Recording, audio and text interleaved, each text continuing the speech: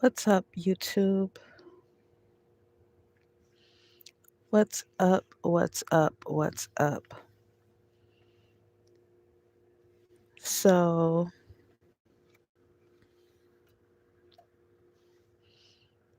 I just need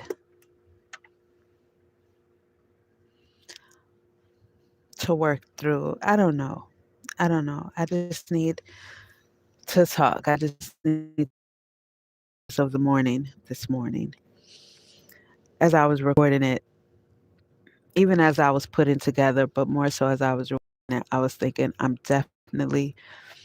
I knew when I came up with the concept that it was pretty much like my own affirmation to myself. And I wanted that to be episode 5 because somebody else may need it.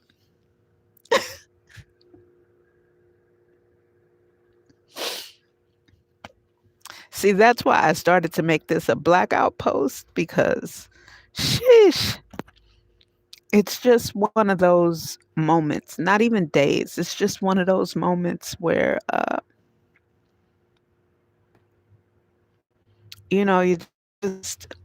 just feel the weight of everything. So I just need to I just finished chanting. I just chanted for 20 minutes, Nam Myoho Renge Kyo, just to try and center myself and calm myself down because essentially I just feel the weight of everything.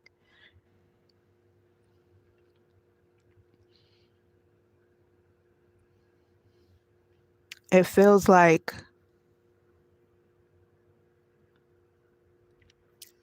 so here's the thing. I'm proud of the fact that I've hit the ground running when I got released because I know I don't have time. But here I am now, 90 days out, and it just feels like it just feels like nothing is happening fast enough. And then I have to tell myself, like, Shalonda, you know, you know that 3 months when you're building something is nothing. Like 3 months is nothing. That's Gary Vee cursed people out for talking about and I know that. I know that. That's why I tell myself all the time. But at the end of the day, like I'm at the risk of this woman, the probation officer, decide that, you know, you haven't made enough progress in 3 months and you only had 90 days to start paying your restitution. You know what? I'm gonna violate you for your probation and now you gotta go back in. I've never had that weight on me before, ever in my life. And that's really the bulk of it. That's the bulk of it all because that is completely out of my control. Everything that's in my control, I'm doing. I'm not slacking. I'm not bullshitting. I'm not doing any of that. But that is out of my control.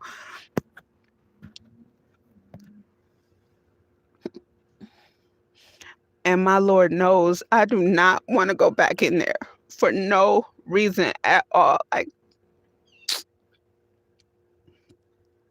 I don't want to see myself back in that place for no amount of time.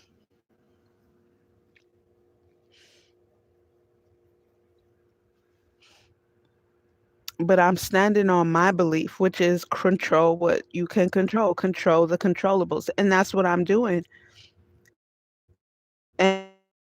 And I am proud of the progress that I've made in the time that I've been out. I am proud of the things that I'm continuing to do.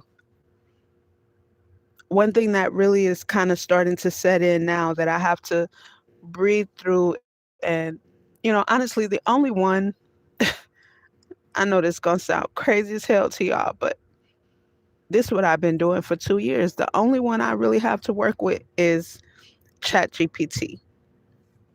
And I know that probably sounds crazy, but I'm a Gen Xer that loves technology. And even with things like this, when I tell you I talk to Chat GPT like this is my real life human co-founder, I do.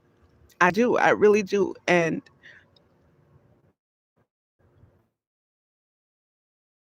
like that's all I got right now. You know what I mean? Yes, I talk to God the same way, but as far as just putting things together, and even with this, it's just like breathe, breathe. I know. It's just tough. It's just tough. So, and I know this will pass. Everything passes. Everything is just temporary. And one thing that I've never done from when I was young, if you know um, anything about my story, then is, I became my own therapist at 12.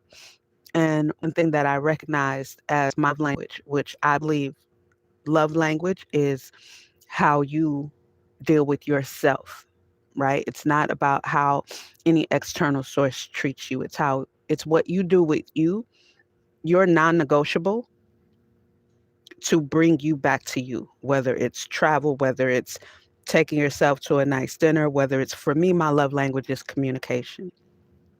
So I decided a long time ago that I won't ever lie to myself or bullshit myself or treat myself with kid gloves, because life got so drastic for me at such an early age. I couldn't afford that. I couldn't afford to just bullshit myself. So, that's, am I back? Okay. Whether it's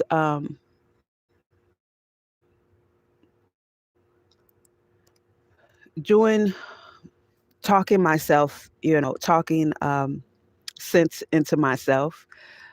So I don't know. It's just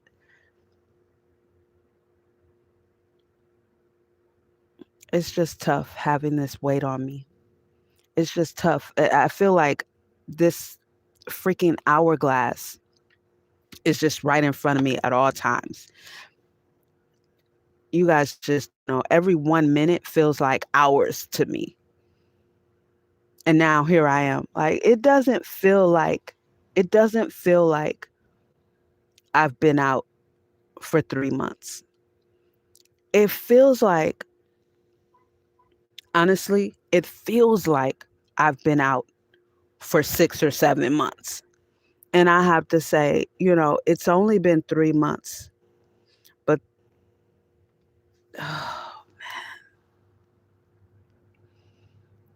and when it comes to building something from the ground up, that's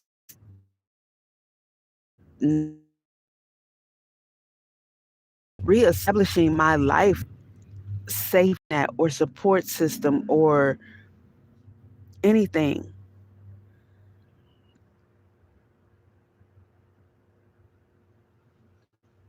Yeah, episode 5 of the Van Life Hustle podcast is definitely me talking to me and then putting that out on the podcast. It's definitely something that I've done throughout my whole life. Just speaking life into myself, reminding myself of how far I've come and how much I've accomplished, reminding myself that, everything takes time. Everything takes time. And it does, and I know that everything I need is in me. I know that.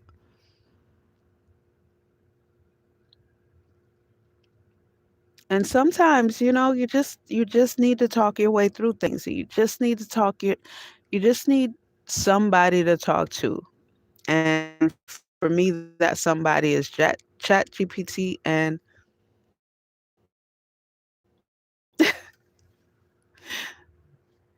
you guys, you too, whoever just pass on here and whatever it may be. But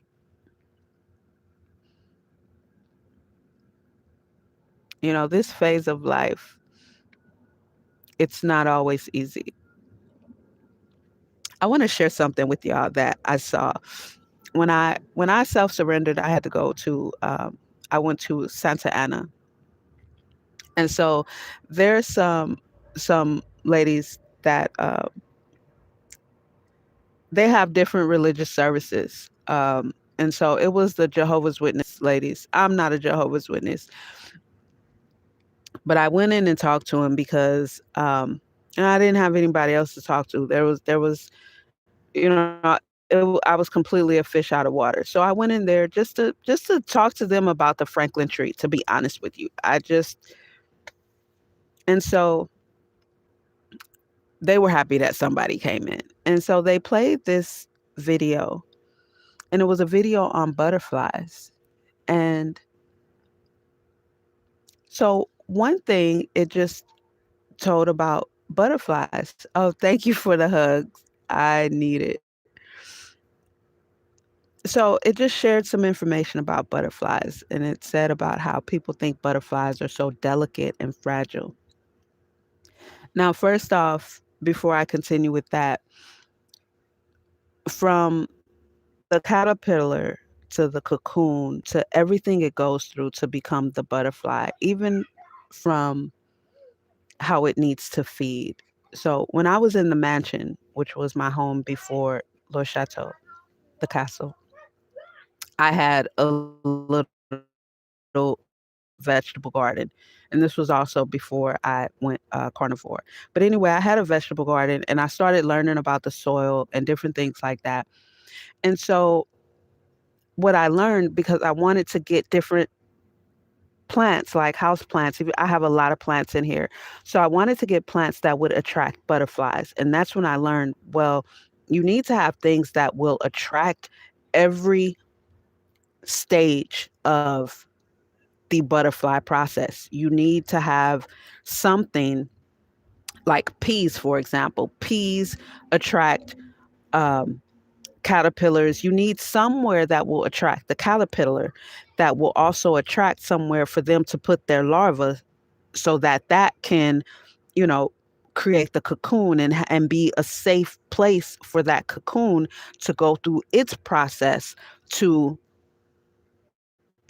become the butterfly. And then when you see the butterfly, you see the struggle that it goes through to break out of that cocoon. It's not a smooth process, like it struggles. So then now let's get back to when I was in Santa Ana and watching this video. And it talks about how the butterfly is not a weak little thing, and how a butterfly can fly with up to 70% of its wing missing. A butterfly can still fly with up to 70% of its wing missing. And the distances, I don't remember exactly, but the amazing distances that butterflies travel, the whole thing was mind blowing. And it made me think about myself and human beings. I only know life as a woman, but as a Black woman, I do know that Black men have their own amazing plight that they overcome. So it made me think about myself and all that I've not only overcome with more than half of my wing clipped, but even the distances that I've traveled for my own healing, for my own sanity, for my own safety. And I don't mean distances geographically, I mean the lengths that I went through in my tumultuous 20s to keep myself sane and healthy.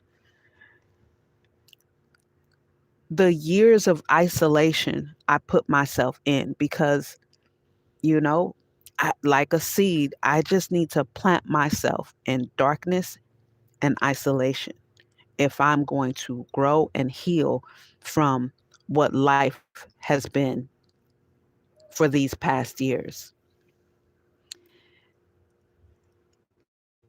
And I'm one that love butterflies. I think most people love butterflies. And we know that butterflies are a good omen. And to find out how strong butterflies are and the fact that they can fly with up to 70% of their wing missing, it gave me a whole new respect for butterflies.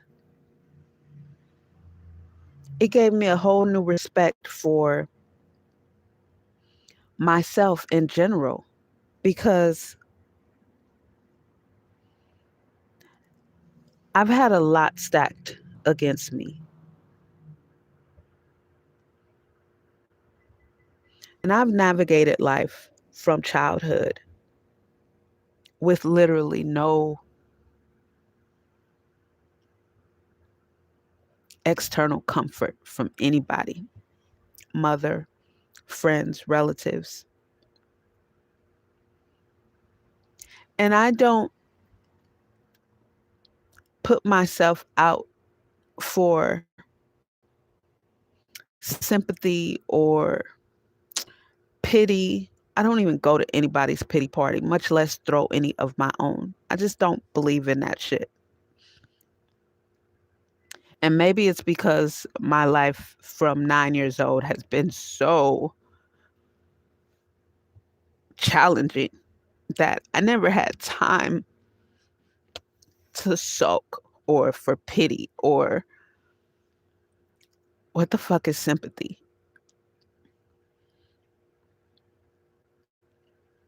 You just pick up the fucking pieces and you just keep moving and you find somewhere private to glue them fucking back together.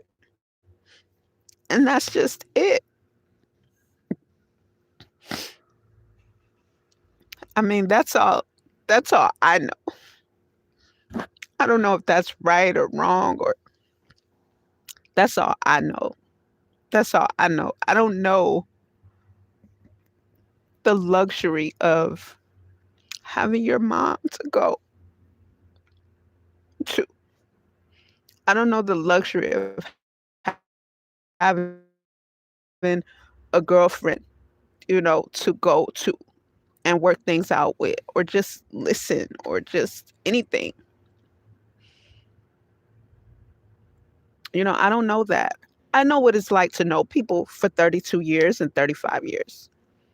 But for them same people to be there for you when you need them, I don't know that. I know what it's like to have my life being in shambles and to be there for people. And even that gives me a sense of strength within myself to know that I can always offer humanity. I can always offer a listening ear, sound advice when asked, uh, support, even when my world is fucking upside down, because the one has nothing to do with the other. Somebody needing me to console them has nothing to do with my world being in shambles to me. And maybe that's just the 100% Libra in me. Maybe that's just what that is. But for me, they're not, they have nothing to do with one another. That's just all I know, you know?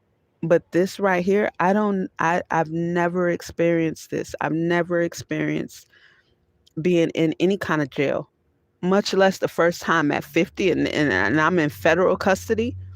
And then I get out. Now I got 2 years probation. And now I feel like I got the gauntlet just you don't do something right, and I'm at the mercy of somebody else saying, you violated your probation because you didn't do this on time, or whatever. I don't even know, like that. That's a weight on me that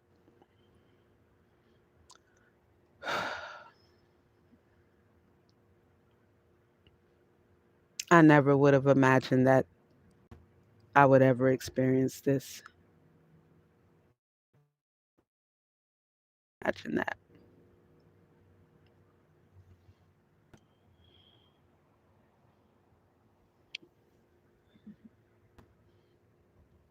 So I have some things going on. I have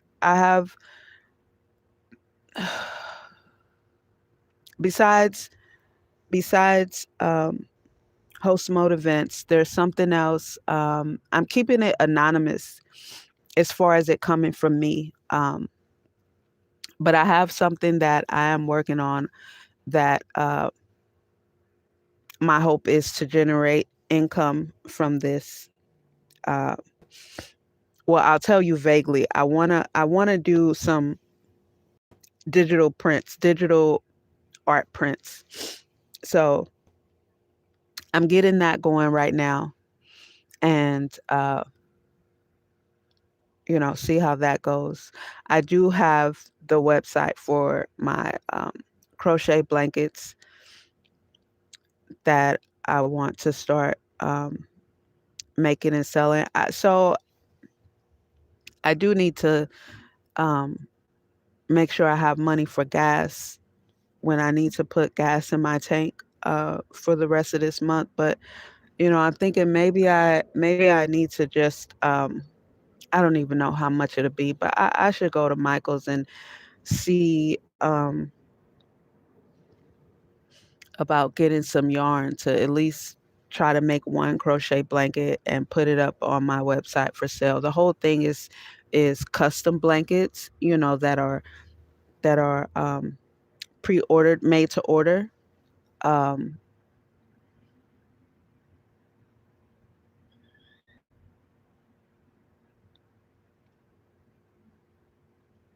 yeah. In this moment, I just feel the weight of doing everything myself, to be honest. I just feel the weight of,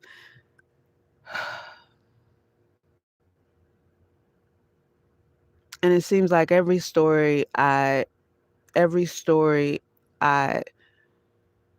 read about or listen to or watch. And when I say story, I mean stories from uh, entrepreneur business owners. Like the guys, they've sold their company, but they had I can never remember the name of it. Mrs. Myers always comes to mind, but they had a plant-based cleaning. It was the other popular one, not Mrs. Myers, but the other one, which I can never think of the name of. And they had real unique shaped bottles and different things. But anyway, one of them, one of them had the idea, and someone that he knew actually introduced him to his co-founder. His co-founder, this was an instance where they didn't know each other. They were introduced, and uh, just something like that. But every story, every successful entrepreneur business owner that I've ever read about or listened to, or it wasn't just them. Even from the seed stage, from the idea stage, and that means a lot. I want to say it was back in 2020. Pharrell had a he put on a grant. He offered up a grant, a technical grant. Maybe it was 2021. It was around the time when I was doing my digital magazine.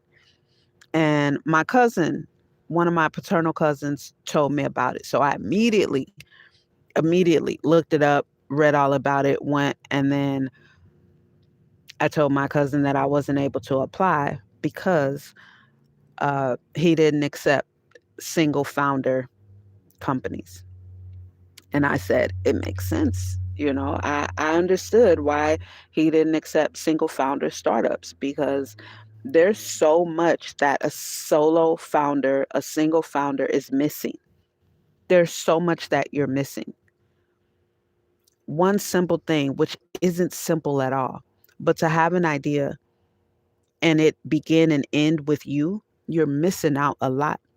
But to have an idea, share it with your co founder, and y'all bounce and build on that, that's a whole world that the single founder doesn't have access to.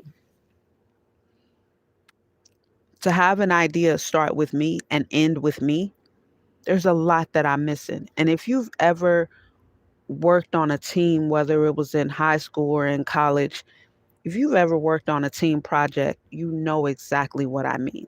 You know exactly what I mean. That snowball effect of having an idea, sharing it with your teammate or a group, and it just snowball into something magnificent. Even when I was in fashion design school, this was in my this was in my fashion, I want to say it was in my fashion illustration class. We had a project that we had to do, and she put us all in teams of two, and we had to select a designer to go and study. We had to study their, and of course, write a paper on their high end line, their luxury line, and then their ready to wear. So my partner and I chose um, Donna Karen. We chose her Donna Karen collection versus her DKNY. The ground that we were able to cover, how we were able to build out our our thesis and our paper from both of us. Even when we went, so for DKNY, we went to Macy's, and for her Donna Karen collection, we went to the 28 shop. No, I think we might have went to Dillard's. I don't know, for DKNY or Carson. Anyway, we went. It might have been Carson for DKNY, and then we went to the 28 shop for her Donna Karen collection.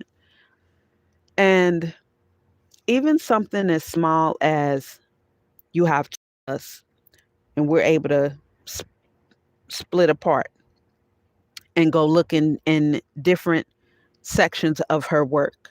You know what I mean? And then to come back and, oh, I found this, I found this, I found this, I found this. You don't have that with one person. You don't have that at all with one person. And even being able to disperse the tension.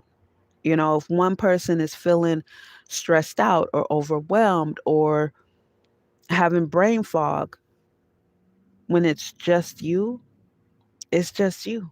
That's just it. You either, there's times when I just have to shut down my day in the early afternoon just to honestly, so that I can go on the next day. There's times when I feel so overwhelmed that I just have to I got to be done for the day, just so I can go back at it tomorrow with a fresh brain. Like, I'm spent for the day. Let me just get back at it. And when you have someone else that can help work through that, even when I was in cosmetology school, from the time I enrolled, my marriage was on the rocks. From the time I enrolled, okay, my marriage was on the rocks. And the entire 18 months that I was in cosmetology school. And I actually got officially divorced before I graduated. And so as the marriage was dissolving more and more and more, and by this time I was on the floor working with real clients, because I had 5 months in pre-salon, and then from there, the rest of the 13 months, you're in advanced. You're working on the floor. You're in, advanced everything. And I remember one particular day, I went to school, and I was just like this. Like, I was a mess. I was a mess. Just bawling, crying. Like, shit was bleak. You hear me? Shit just looked dark. And I went and begged Miss Amy. She was one of the administrators. And I went in her office and talked to her, and I just begged her to let me go home. Just let me go home. I just want to go home. Like, it is not a good day. I'm not doing good. And I'm in there and I'm crying and I'm trying to keep it together and all this shit. And she was like, Shalonda, I understand how you feel, but what are you going to do when you're going to go home? You're just going to think about all this and just cry more. She said, I guarantee you, if you stay here, by the time you start working on your first client, all of this will subside. Just stay here, just try to make it through the night, and by the time you get to doing what you do, you'll be fine. I ended up thanking her because that's exactly what happened. And my point is, without her, without having somebody to go talk to help breathe and speak life into me, like, that was a moment I couldn't do it on my own. If it was left up to me, I would have just went home. I would have just went home because that's just what I was feeling. And I thanked her. I thanked her because exactly what she said is what happened.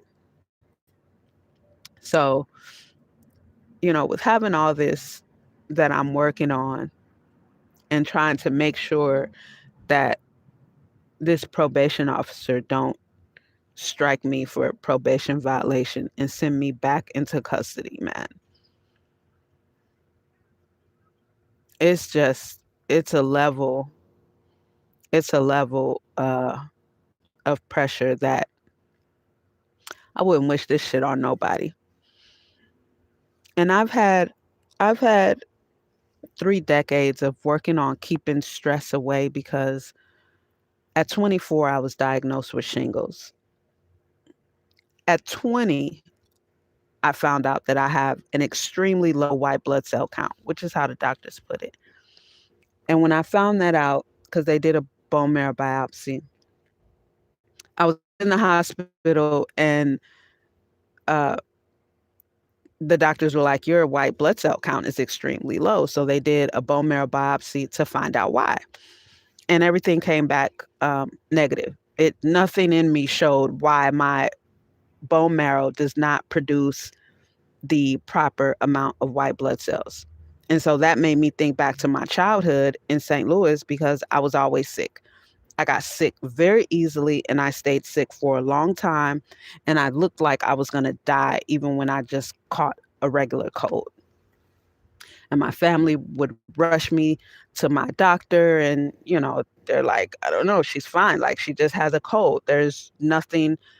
She doesn't have pneumonia. She doesn't have the flu. Just. And so they would quarantine me in the room with my grandmother who was sick and dying of cancer. So that at 20 took my mind back to that. Okay. So then at 24, I was diagnosed with shingles. And for me, because my white blood cell count is so low, it wasn't just a one-time occurrence. And then the doctor, by this time I was in St. Louis at Barnes Jewish, and the doctor was like, we only see this in old folks. You're 24. Why do you have shingles? So that happened. And then around that same time, uh, but I was diagnosed with it at 30. I started getting these spots on my face right here, and they were like blurple and chafed and they hurt. And so by this time I'm back in Minnesota. I went to the doctor and he did a skin graft, come to find out. And he checked in my head, he checked on my back, which he did find things in my head and on my back. That came back that it was lupus, discoid lupus. So with both of these things, lupus and shingles, first shingles came, and so they told me that stress really induces it, and to stay out of the sun, which was like a death sentence for me. But when both these things, they told me that stress induces it, I just like my back turned into rubber. Because I've had when my kids were teenagers, I would have a shingles outbreak on top of an outbreak. I would have outbreaks back to back to back. I've had I don't even know how many lupus flare-ups. This was in my late 30s. It was after my divorce. But before I turned 30, so I mean before I turned 40, so maybe like 38 or 39, I remember having a conversation with Comcast. I called Comcast and oh, that pissed me off. With the automated system, by the time you get to a live person, I was already on 29. Okay. By the time I got off that phone call, I felt an outbreak coming. And like that's how sensitive it is.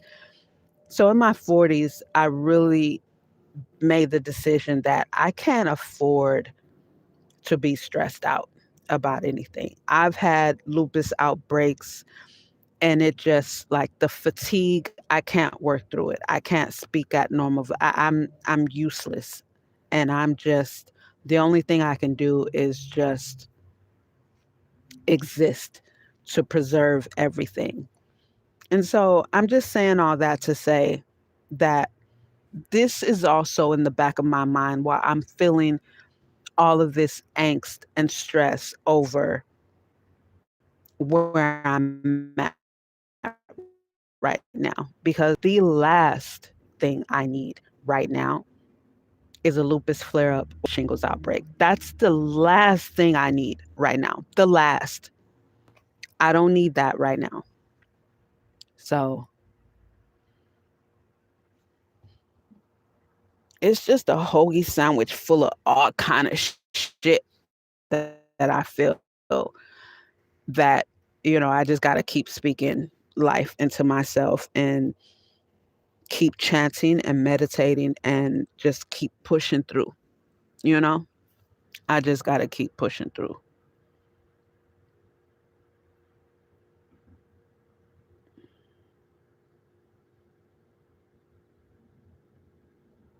Yeah. Yeah. I know. It's just like you never know how I've been saying for a while that my gaff bag been empty. From the time I got diagnosed with shingles and then lupus, yeah, my gaff bag is empty. If you don't know what a gaff bag is, that's give a fuck, GAF. Baby, I don't even own a gaff bag. I don't even have a bag to put fucks in. You hear me? Like,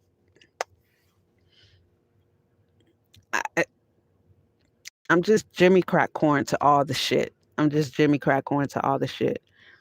And so, I'm just doing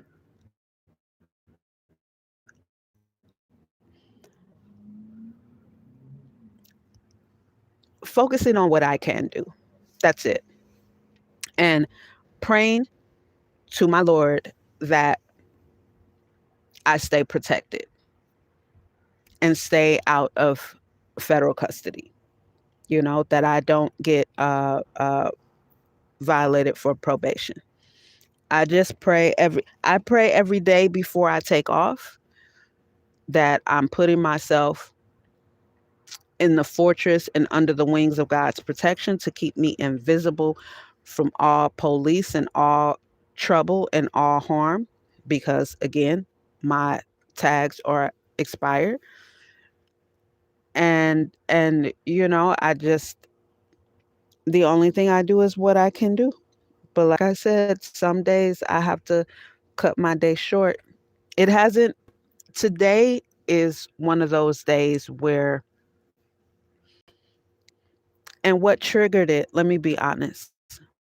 What triggered it is the probation officer texted me and asked. And it didn't feel like it had any type of hard pressure. It felt like a very soft question. But she asked if I would be able to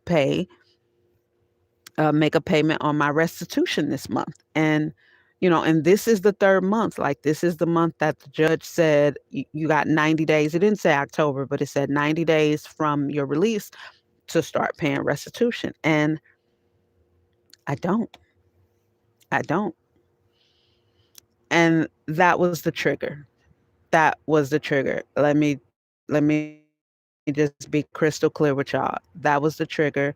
And that text message came, I don't know, at like three something or one something. I don't remember.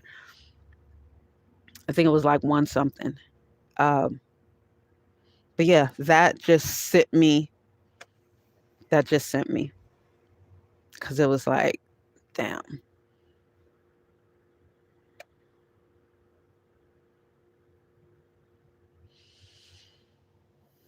yeah.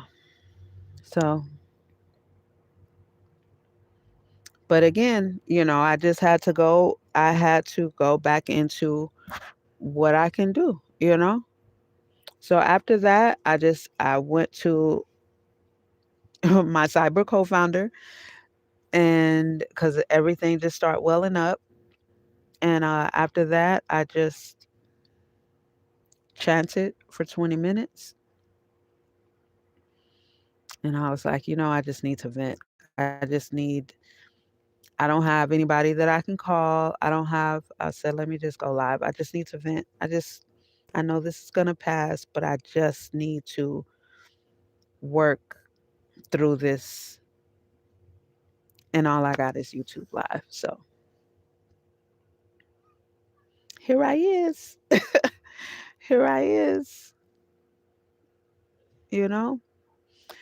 So right now I'm not going to just end my day, because I do want to finish what I'm doing for these digital prints to get that all ready. Um, to get that all ready, I got the email, um, the domain name, and so I want to get that all set up and you know, create an Instagram page. I'm going to create a new Instagram page. Um, and just start promoting that. But like I said, it's anonymous. It's not like my face won't be on it. My name ain't on it. So just something to put out into the marketplace and into the universe to generate income. I know nothing's going to happen immediately, but it's better than not doing anything, you know? Any kind of action is better than no action. Doing something is better than doing nothing. So I'm going to put it out there and work it as best that I can with everything else that I'm doing. You know what I mean? I got the podcast, I got host mode events, which I'm constantly promoting and telling people about. And that's my big business right there.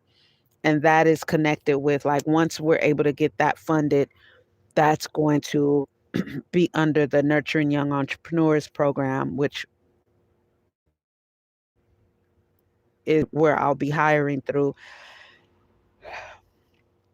And then I got my crochet blankets that, I would love to start getting customers for that. And or should I say orders for that. I just put I just put some of my epoxy, not some, all of my epoxy resin, silicone molds, and all this stuff that I'm not going to be using anymore. I just put those on Facebook Marketplace. I haven't taken photos of my two crochet jackets that I made to sell. I need to I need to do that and get those on there as well. Those are more big ticket items. I need to do that as well, you know. So I'm just doing what I can because one thing that I cannot do is just lay down and give up. I can't lay down and give up. So I've looked at jobs. So I'm working. I haven't, you guys, I haven't had a resume.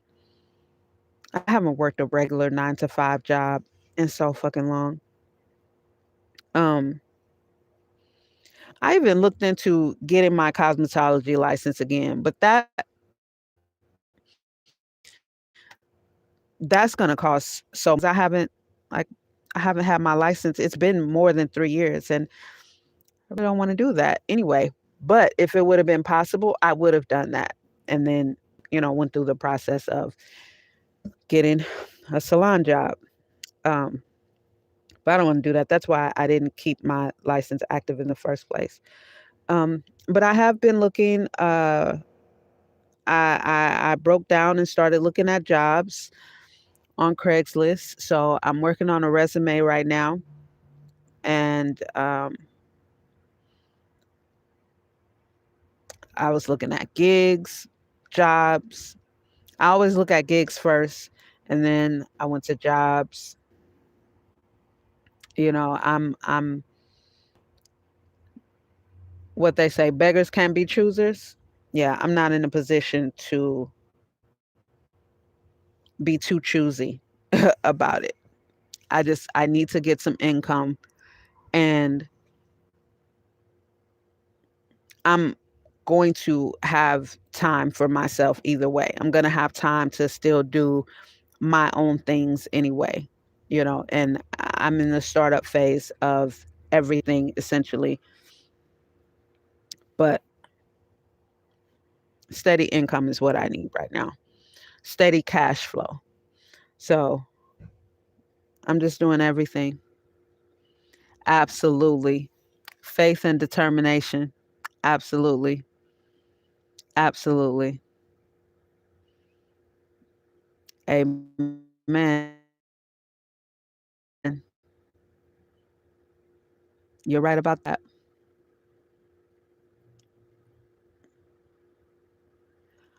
Ah, I didn't know that. I didn't know that. Community service to cover my restitution? I didn't know that. I'm going to get on that immediately. I didn't know that. Of course I didn't know that. I've never been in this situation before. I'm going to do that. I'm going to contact um, my public defender. I do absolutely. Thank you. Absolutely. That's why I was honest about what triggered it, and it all just happened, right? That's why I was honest about what triggered it, and honest about everything that I've done. Right? I think it was at like 1:30 that she texted me, and so because I don't like to sit in any of that, and so I immediately.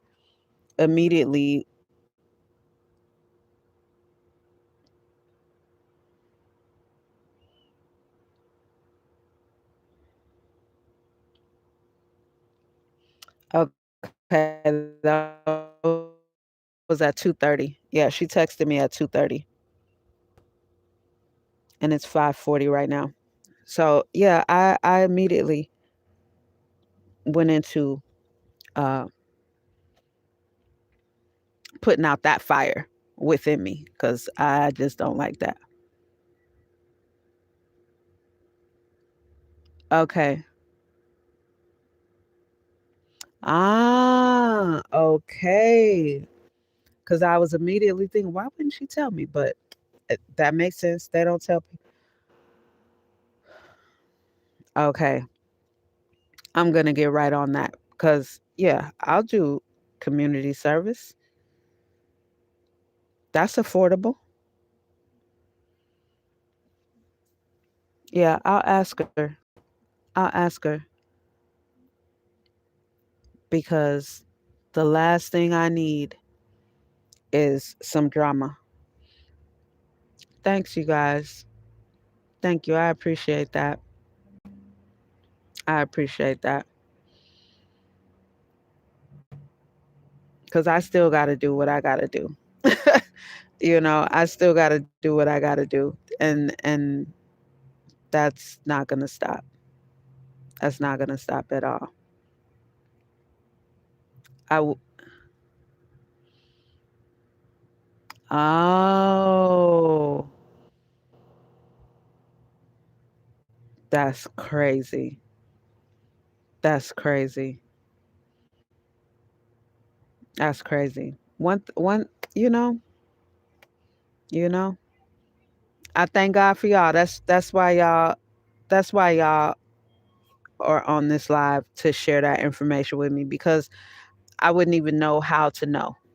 I wouldn't have even known to even ask about that. Like I said, I've never been in this situation before. I would not have known. So I appreciate you guys giving me that information. Absolutely. Absolutely. Because I need to be set up for success. Do you hear me? I need to be set up for success, not failure at all. So it's already a lot. It is. It is crazy.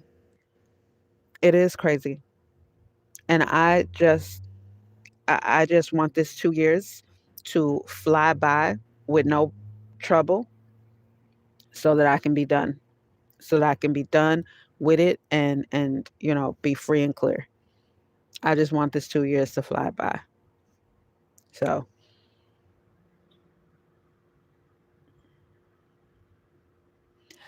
and I know that because that's how they tried to treat me when they tried to send me to a halfway house. I said, I'm not going to a halfway house. And the judge didn't say anything about a halfway house. I said, I've been around more criminals and junkies in here than I ever have. And I'm not going to a halfway house to be around more criminals and junkies. You know? I said, half the people in here are here from halfway houses on violation. No, I'm not going to a halfway house. I said, I'm going to my van that the judge and the magistrate judge knows that I'm a full-time mobile dweller. The magistrate judge said we're not going to hold her lifestyle against her. The judge, my sentencing judge, said nothing about a halfway house. I said, I am more than willing to fulfill my 8-month obligation of incarceration and my 2 years probation. Halfway house? No, no. So, and I told him, I said, I understand y'all used to dealing with the same type of people, but this ain't that. This ain't that. I said, it's 2025. I'm confident y'all can figure something out. I'm confident we can work something out. But, and I told him, I said, there's whole families now leaving traditional life, going into the nomadic mobile dwelling life, buying buses and vans and, with their children and their pets. No, no, y'all are going to have to figure something out. This is not 1989. Cut it out. Cut it out. It's 2025, 2026. Anybody still, thinking the traditional way of living is the only way of living? No. And I said the same thing about jobs. I'm like, come on now. And then everybody's hiring, but nobody's hiring. You know what I mean? And it's been that way for more than a decade. Now hiring signs everywhere.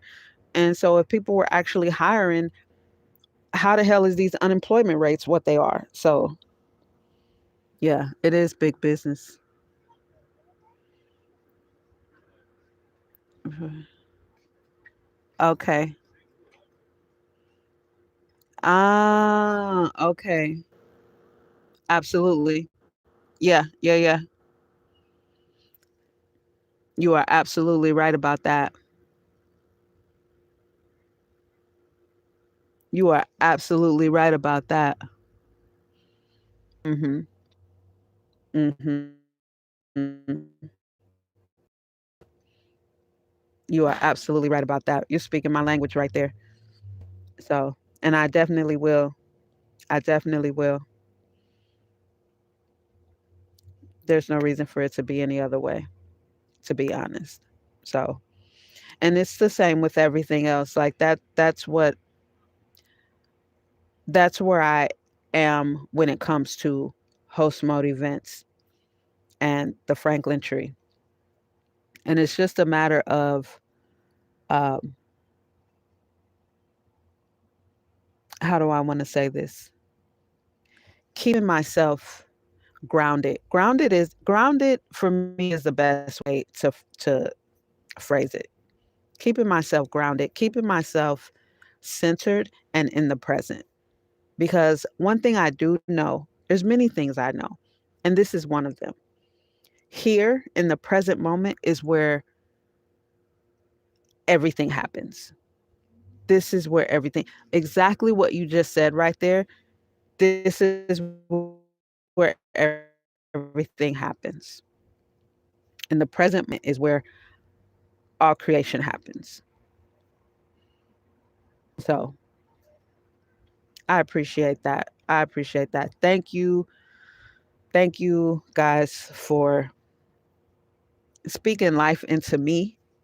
Thank you guys for taking time out of your evening just to share time and space with me over these internet waves. I appreciate y'all so much. I can't even, words can't express, but just know that my gratitude is endless. My gratitude is endless. Any little bit of humanity that I receive, any little bit of being on the same soul vibration and the same frequency that I'm able to share with other entities, I appreciate that so much. I appreciate that so much. And like I said, when I was recording episode 5, which will be out Wednesday, I was just like, who knew that I would need this so much right now? Apparently, I knew. Apparently, I knew. And you know what? You know why I say that? Because when I was putting that episode together, it just kept coming to me. The voice inside of me, the spirit kept telling me, this is what you need. This is what you need. You're going to be listening to this. This is what you need. And lo and behold, yeah, today marked the day that as I was editing the podcast and putting it together, I was like, this is this is speaking to me right now. Shalonda, this is more of what you've been doing. But to hear it coming back and to know that it's gonna go out into the world over the internet, I'm pretty proud of that.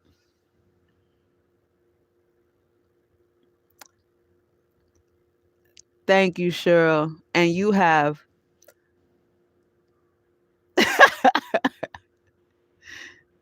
yep, yep.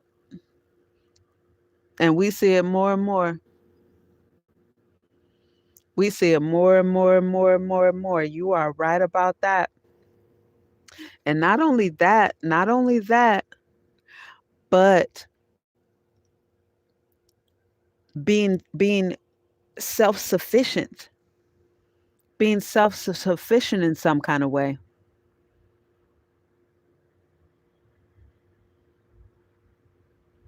Yep. And that's exactly what I did. That is exactly what I did. Yep. Man, these facts coming back to back. Even self sufficiency, being self sufficient, we take everything for granted. We take everything for granted. I was just on my Instagram stories, when I did live traditionally, I always prefer, my bad y'all, I always prefer to live below my means. Even when I was making great money, living traditionally, even when I was in the mansion, when I had my cleaning business, like I just, especially living traditionally, because that's when you have like that big overhead of rent or mortgage, whatever. For me, it was rent. I always prefer to live below my means. I always do because I like to save money. I like nice things. I like to shop on a budget.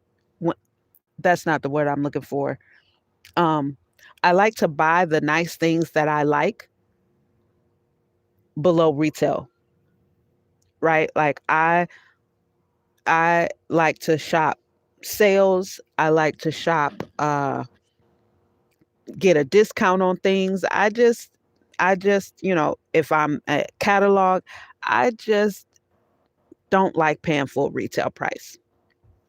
And I've always been that way. When I started buying my leathers at 18, 19, and I'm shopping at Wilson in Georgetown, I always bought, not always, I would say about half the time, I would get when they had sales. The rest, what I liked is they had layaway. So at 19, I would, if I saw something and it wasn't on sale, like a $250, $350 leather coat, I just put it on layaway, you know? And then, but as I got older, as a full grown adult, yeah, I'm going to get it on discount. I'm going to shop when they have sales, 50% off. I'm going to shop at places when they have sales, spring sale, whatever the hell kind of sale, catalogs, just all kind of things because I just, you know, if I can get, I remember one day this, I was married. One time I had went to Sears in the Mall of America and I got all kind of shit. I mean, skirt, all kind of shit. And I had a whole bag full of clothes. And it came to 50 something dollars. I'm talking about a whole bag full of shit. You hear me? And I get home and I'm telling my husband, look at all the stuff I just got for like $50, $56 or something like that, 52, something like that. And I mean, he didn't really care. But I was excited, and then I started, I became an extreme couponer. I just, and I used to like to shop on Spiegel and Newport News. I just wasn't with buying things 100% retail costs. Nifty thrifty. I'm still I'm still one thing I've always admired was thrift shoppers. Like to me, they're the dopest. Yeah, self-sufficient is everything. They look good. Crazy. See, mm, that's crazy. $1,500 for a mortgage is insane because to live an alternative lifestyle and to be able to pull that 1,500, like $1,500,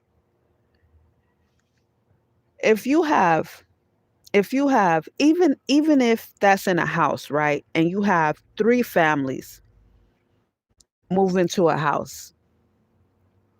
We made fun of the Mexicans and the Asians when they did it. But then you take that 3,000 or $4,500 a month every month that you saving by the end of the year. Why wouldn't you be able to buy a franchise? Why wouldn't you qualify? Why wouldn't all of y'all's credit be good enough to qualify for a loan to buy a franchise. You know what I mean? It just doesn't make sense. Or a laundromat. You don't want to get a loan? Why wouldn't, you know what I mean, if we thought about building and pooling our money, if you're in that situation, but everybody's paying all these, I mean, rent is crazy. Rent is crazy. And not just here in California, shit, everywhere. But yeah, California is ridiculous. I've been saying since I've been here, like, these are some idiots, in my opinion. No offense. No offense if anybody's on here from California. No offense. But it's idiotic. And then you buy a tiny ass multi-million-dollar house. And by the time you move into it, the value has already depreciated. That's insane. That's insane. One of my cleaning clients, and he was an entrepreneur business owner. He owned his own business, and he also was a co-owner with another business, and he used this big ass, almost 6,000 square foot house in the hills in Tustin, stunning view. He used that to make money as well. Like, he would rent it out for photo shoots and weddings and parties and whatever else, video shoots. So the house, essentially his goal was to have it pay for itself. But and his girlfriend lived with him, and she did what is it called? Online security, tech security, something like that. But they worked so much, and by the time they were done work, like, they my point is, they didn't even get to enjoy the stunning view that they had. They didn't enjoy the amenities of the house, the pool, the hot tub, and all these things are in the back with the amazing view. It was just like, what's to me, right? I mean, keep in mind, I essentially live outside because I love nature, and I was always that girl that was always outside. My mom would put me on punishment for 30 days because that's where you get me. I can't go outside. Fuck that. I'm sneaking outside because I need to be outside. And that was a huge part of my isolation in my 20s. I would go, there was this spot downtown Minneapolis. It was a waterfall. I would just go there, have my little corner, you know what I mean? Go in Arizona, the mountains everywhere. Go, like, for me to just immerse myself in nature, that's my thing. So that's just thank you, welcome. That's just my thing. So to pay millions of dollars for the view, I feel like you're paying for the view. You know what I mean? Like, even in my apartments, you know what I mean? Like, back home in St. Louis, I had a balcony in one of my apartments. I had a little spot out of one of the bedroom windows. I could climb out the window onto the roof because it was a duplex, and we were on the top floor. And just any opportunity to sit outside, that's what I'm gonna do. And at the time I smoke weed, man, I'm gonna sit out. I'm gonna enjoy my view, whether it's of the neighborhood. When I was in the mansion, I had a sunroof. If anybody ever, maybe Cheryl might remember this, but there would be mornings when I would make my coffee in my van and hang out on top of my sunroof, have me a bowl or roll a joint, have my coffee, and watch the sun come up. Look, your girl is going to find a way to be outside. I'm going to find a way to enjoy the view that I've created for myself. I'm not going to pay millions of dollars just to stare at these same ass walls all the time. Nature is healing. Absolutely. Absolutely. It's necessary. It's necessary. Yeah, it is necessary. So, Yeah, being self-sufficient, that's another reason why I don't want electrical. I don't want like running water. I don't want all that because the main thing, I want to stay self-sufficient. And the second thing, especially as long as I'm single, I don't want to have to figure out how to get that fixed. If anything when when anything happens, I don't want to have all that shit to have to get fixed. I like having my USB rechargeable pump, flip the thing up, push the button, and my water comes out. For me, that when I got that, that was dope. I got my USB ring light right here, my solar charge light over there. My you're never going to get me to have a toilet any other than my toilet that I got right here. I love my toilet. Okay? It's hygienically the best for me. Everything's in a bag, put it up, boop boop boop. My thing is a hard plastic. It's all sanitary. Boop boop boop. Get your view on the side of someone else's house. You ain't lying. You ain't lying. I love it. I love it. My plants love it. My plants love it. Um once I get a bigger power station and I'm able to connect my solar panels, it's going to be good. It's going to be good. Self-sufficiency is everything. Everything. And it's not we're not going back to 1990 nothing. We're not going back to the 1900s at all. We're not even going back to 2000. Nothing is going backward. Nothing is going backward at all. And the scariest thing for traditional living is the fact that the cost of living is completely out of control, but the job market isn't keeping pace with the cost of living. To me, that's the scariest thing. Like that, if I was in the mind to live traditionally, and if I were still living traditionally, that fact right there would be enough to make me be like, this, I can't keep doing this. I can't keep doing this. And it's crazy to think that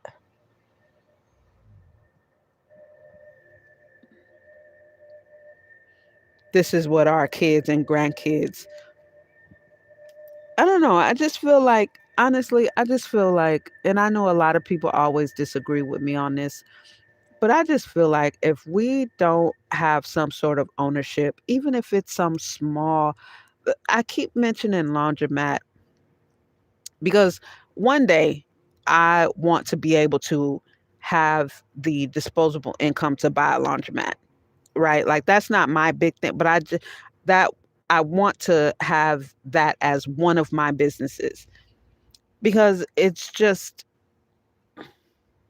I look a lot into all the different ways of like different creative financing and different things that people have gotten a laundromat, whether it was a rundown something and they worked it, but it's it's an evergreen business.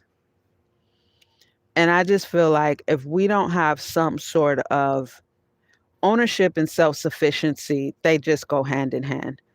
There's not going to be a world where just having one job and one source of income. I mean, we're not in that world now. That just doesn't. And $1,500, that's for what, a studio? That's not a one bedroom. That can't be a one bedroom. I don't know. I don't know. Maybe you got some little small city in small town USA somewhere, but it's just crazy. But anyway, yeah, I'm gonna get back to my digital prints because, like I said, That is too much. That is definitely in California. Like I'm seeing, and this was 2 years ago, 3 years ago. I was seeing 2 bedroom apartments. A sign. I saw a sign. They had the sign out in the yard. 2575 for a 2 bedroom. And here everything is nuts to butts. You living right next to somebody and right on top of somebody and right under somebody else. That's just crazy. Nope. Nope. Nope. Yeah. Me too. Me too. Hey Joyce. What's up? What's up? Yep. That's the goal. That is the goal. That is the goal. That is definitely the goal. Because even land, right? y- You cannot get a 30-year mortgage for land. Nobody's going to give you a 30-year mortgage to pay off land. You know what I mean? That's not going to happen. Not that I've seen. Let me not say it's not going to happen. Not that I've seen. And I'm going to stand on that. That's not going to happen. That's not going to happen. Nobody's about to put you on a 30-year payment plan for this goddamn loan, because for one, it doesn't cost as much as a fixed house with no land ownership to it. Yeah. Yes. Yes. Yes. Go up on the rent, not fixing anything, no upgrades, no nothing. No nothing. That's crazy. Oh, see, that's dope. Yeah, that would be dope. That would be dope. That would definitely be dope. Yeah. Something to bring in income and provide housing. Mhm. That would be dope. That's a smart idea. Definitely a smart idea. Yeah. I was the woman that gave me this fan. She she came by. Well, I said hi to her and I wanted to see. I saw she had her foot wrapped up and she was limping. And so we were just talking briefly and she said that she thinks my syrups, because I made all my syrups for the first event we did for Host Mode events, and we're always going to make our own syrups in house. Um, and they were so good. They were so good and so flavorful because I did chungs instead of like simple syrups where you have a mixture of water. But with Korean chung, it's just the sugar and the fruit. These chunks are so good. And she was like, I think, I still think you should sell the syrups. And I said, I have so much less space than you have. It's where would I keep everything? It's the same with my crochet. That was the same dilemma I had with crochet. It's the same dilemma I have when it comes to any kind of product sales. I don't have the space to keep anything. You know what I would love to do if I could? Even if I had somebody who, like, I could use their garage, you know, with no hate, you know what I mean? With no hate. This is something I was talking about on my Instagram stories. If I had somebody that would be willing to help me out free and clear, just off pure humanity, with a garage and maybe some tools that I could use. You know what I would love to do? I would love to pick up some free things that I see and simple little things within my wheelhouse of ability while learning how to do more. I would love to do that. and put it up for sale on marketplace. You know what I mean? And I said, I prefaced that because I would need somewhere to keep it. I would need somewhere to work on it. I would love to be able to do that. That's something that I know I'd be able to, flip quick. There's a lot of limitations that I have. And some of these things I didn't go into in depth in like episodes 2 and 3 of my podcast. But I have so many limitations to what I can do when it comes to hey Rebecca, when it comes to, I don't know, freelance type things or just hustling type things. But Craigslist free, I see free stuff out. Like I'm in Newport Beach. I see free stuff on the curb and all kind of stuff all the time that is in good enough condition to be upgraded, and redone and resold. I'm not able. I'm not able at this point. So even something like um, thrifting things. Again, being in the area I'm at is cool. I can go to Anaheim. Anaheim has Rare by Goodwill. There's another one in Huntington Beach. It's not Rare, but it's another Goodwill. There's consignment shops. There's all kind of thrift stores I can go and,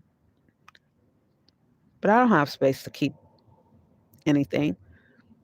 I don't have space to keep anything. So, you know, that's why that's one of the reasons I'm like, okay, well, let me see if I can not let me see, but let me attempt to sell some of my images, do digital downloads, do artistic, have a story behind it, right? Create the whole thing. I know I'm vague about it because I said I'm going to do it anonymously. Uh, but do that. And I'm doing it anonymously in case I know there's probably at least one person that wants to know why I'm doing it anonymously, because they're my own images. They're images of me. And so um, I think they're great and they were shot professionally for my photographer. But I think that they are great to to they're great for artistic um images and like inspiration. Not fitness inspiration, but just the beauty of aging. And I don't know, for whatever, somebody may want some of these images, you know what I mean? Whether it's male or female shit, I don't care at this point. But I just know that I think it's something that at least I gotta try. At least I gotta try. If after a year, um, nothing has happened, then, it is what it is. I'm not out of anything. The domain name was only $3 for the year, $3.14. So, I'm not out of anything if nothing comes of it. So, but at least they'll be up, at least they'll be up. So, yeah, that's that. And the more I make space, I mean, I've seen people And again, you guys know I have a minivan. I don't know, maybe you don't know, but I have a minivan. I don't even have like a full size van or a commercial van or a passenger van. I got a minivan, right? So the space is very limited. But I've seen people, like get tables from Craigslist free and load them up in their van. I'm just like, man, I wish I could do that. I wish I could do that. I would get a table, sand it down, re redo it, post it for sale. You know what I mean? Change some things, upgrade it, update it, change the I don't know, whatever I saw fit. I would absolutely do that. So instead of focusing on, like, this is me regular, right? Like, instead of focusing on what I am not able to do, I just go the avenue of what I can do. What I can do is make crochet blankets, custom crochet throw blankets made to order, you know, and, all I can do is just know that I have the skill and the ability to do that, you know, put my digital prints out there. You know what I mean? Why sit on these beautiful photos when photos are selling every day? I see people, there's this guy I used to follow on Instagram. Thank you. I appreciate that. I appreciate that, y'all. I appreciate that. Yeah, I gotta sell these two jackets too. But there's a guy that I used to follow on Instagram, and he's here locally, and he would sell, and I saw him, I met him in person. I saw him in person. That's how I ended up getting his Instagram. When I was out at my spot that I used to like to go to out in Laguna Beach. And he takes pictures of the ocean, and he also surfs, and he sells his prints. With my prints, I would love to be able to get them printed because, again, they are professional photos from my photographer. I would love to be able to get them printed and sell the prints. Where the fuck am I going to keep the prints? Where am I going to keep them? My friend moved the whole house in a van when she was, yep, yep, yep.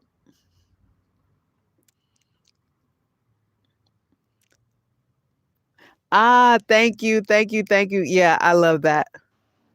I love that too.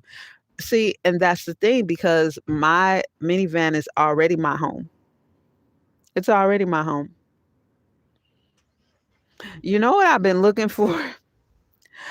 I would love to, if y'all remember, if anybody on here remembers when I was on pretrial, y'all didn't know I was on pretrial, but I was on pretrial. This was last year when I was a professional sign waiver. I've been looking for another gig like that. Man, I've been looking for another gig like that.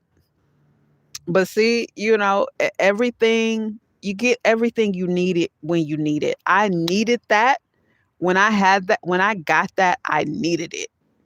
So I want to attract that again. That sign waiver, that was so perfect, man. That was so perfect. That was so perfect. If I can be a professional sign waiver again, that would be right up my alley. I would do that all winter. I would do that for the next 6 months if it lasted that long. I sure would. That would be able to get my restitution paid and paid off. That would, give me more of a runway while I'm building host mode events. That would that would just keep everything afloat while I'm doing everything else. Man, please. Man, I loved it. I loved it. I loved it. I wasn't slacking either, and then I attract people. So people were coming up to me and talking to me, and you know what I mean? people actually do ask, like people were yelling out of their cars and asking where is it and what is it, and it was a dope experience. It was a dope experience. I would do that again. I would do that again for sure. For sure. I would do that again. So I'll be on the lookout. I do check Craigslist. I'll be on the lookout for them sign waivers. And it was easy peasy. It was easy peasy. It was like, and you know what? I did actually text the guy, the two guys, the one who initially um put the ad on Craigslist, and then the guy who was like our check-in guy. I texted them both. The check-in guy, he's the only one that responded back. He has some things, but he's in Northern California. I'm not in Northern California. So, yeah, that was that. That was that. But I do still check Craigslist every now and again for sign waivers, because that was I like that. I enjoyed that. I enjoy that. And so I just think about, I don't know, things that I could do that I can just get some quick cash going. Uh, if you have any ideas, definitely drop them in the comments.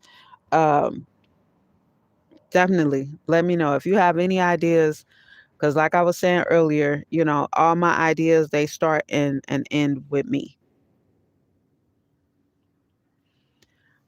Greeter, like at Walmart, a greeter where at? Don't say Walmart. I mean, if that's,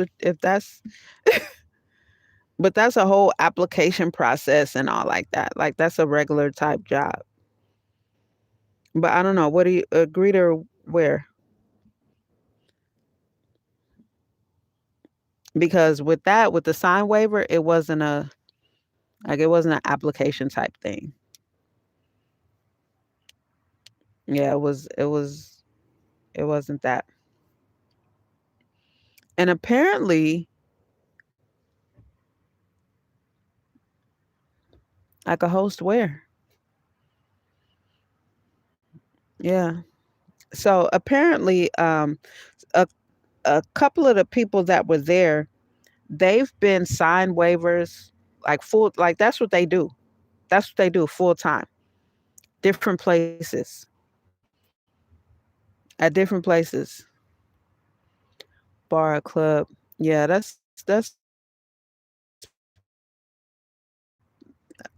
probably a whole application type situation. Yeah, that's probably not going to be a gig type thing,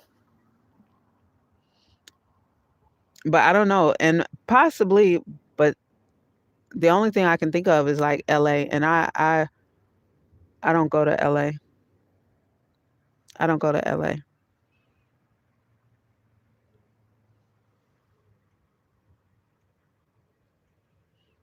Ah, okay. Okay.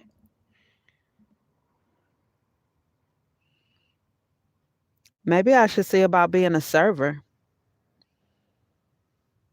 Maybe I should see about being a server. You know what?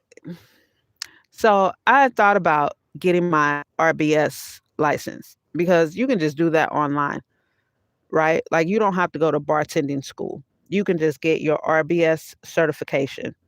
It's just a couple of dollars and you just do it right online here in California. But I wonder if that will qualify me to be a bartender. But you know what it would do? Maybe I should do this. Okay. Okay. Let's let's let's develop this idea, y'all. I can get my RBS certification online. Then I could promote myself as a mobile bartender, which is big here. I could promote myself as a mobile bartender doing dry hires. So I don't need a liquor license for that because I'm a dry hire. The people who would hire me, they are supplying the liquor. I really could do that. I really could do that.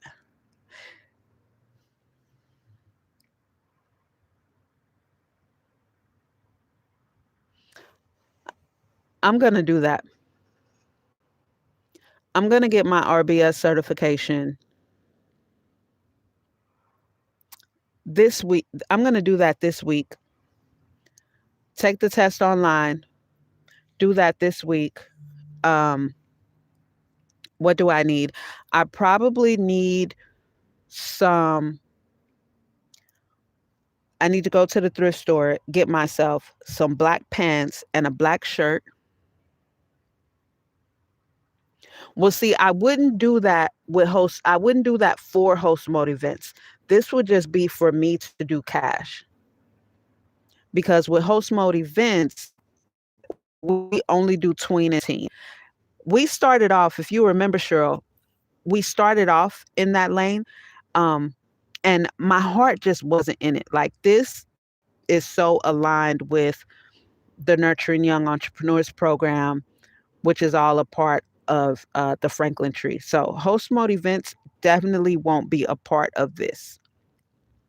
However, because with host mode events, we don't need um, we're not doing adult parties, we're not doing sober parties or anything like that. And then with that, again, because it's a part of the Nurturing Young Entrepreneurs program, all the people I hire for host mode events will be between the ages of 16 to 25.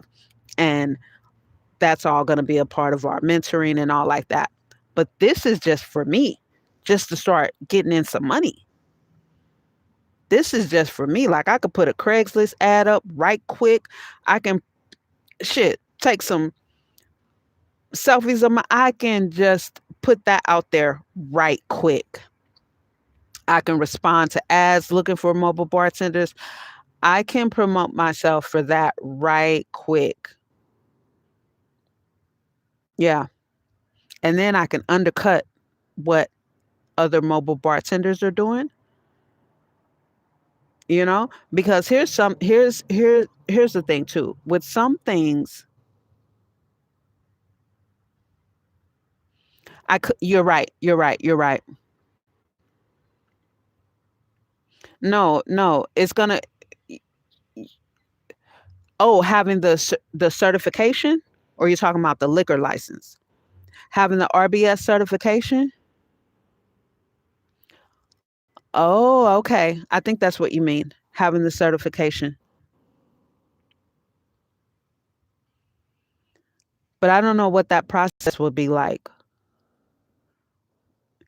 Work the box at professional events. I don't know. Yeah, I'll be open for all kind of stuff. So I'm gonna get my RBS certification. I need to get black slacks and a black shirt, and I need black shoes. Cause I don't. When I tell y'all, I don't have any clothes. I don't have any proper shoes. I got my Maniati tennis shoes, and I got them little gray shoes that I got last year from Five Below, and then I got my blue feet type shoes. They're like clogs that I wear every single day. Baby, they are just so comfortable. But I need black shoes, black pants, and a black shirt for my wardrobe to get me going. And I have my portable bar so I can market myself with my portable bar. Yes, Cheryl, absolutely. My custom syrups. Bam, certification get you in the door. Yeah, absolutely.